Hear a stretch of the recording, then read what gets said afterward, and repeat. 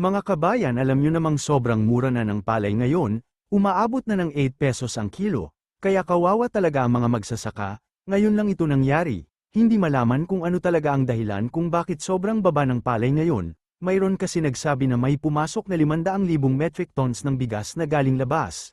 Kaya posibleng ito rin ang dahilan kung bakit sobrang mura na ng palay. Dapat mula September 1, 2025 bawal na ang mag-import ng palay, ngunit mayroon pa rin daw pumasok. Kaya panuorin ang video para malaman at kayo na rin ang humusga.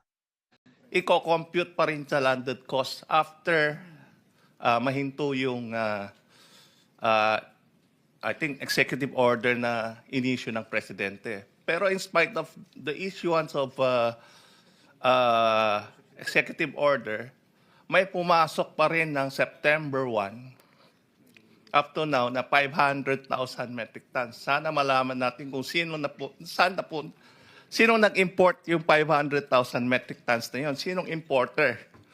May pinabor ba silang importer na ipasok ito? Kasi yung mga ibang importer hindi na nagpasok. Paano ninyo nalaman na mayroong pumasok na 500,000 metric tons? Record sa custom yun, no? Na pumasok and record ng 340, pero mas malawak pa doon ang 340. Pero ang tingin namin mas malaki pa doon sa 340. After yung import ban na may pumasok pa rin. Ang pagkaintindi ko, hindi itong pagpasok ng September 1, kung hindi yung pag-purchase dun sa... Kung merong... hindi yung pumasok ng September 1. Ang alam kong cut-off is merong cut-off na dapat binibili bago mag-September. Tama ba? Tama ba? Thank you BPI, po. Thank you po, Mr. Chair, dun po sa we would like to clarify that po.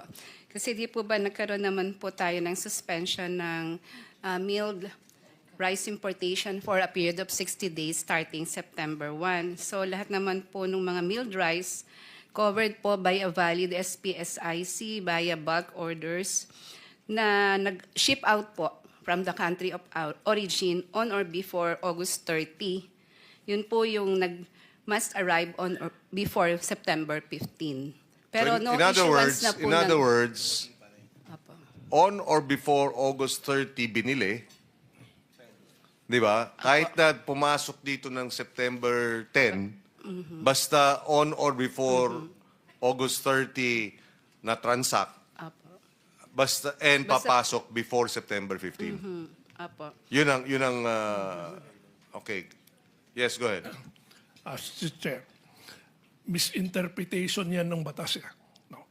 Ang sabi ng batas, yung EO, wala nang importation after September 1. No.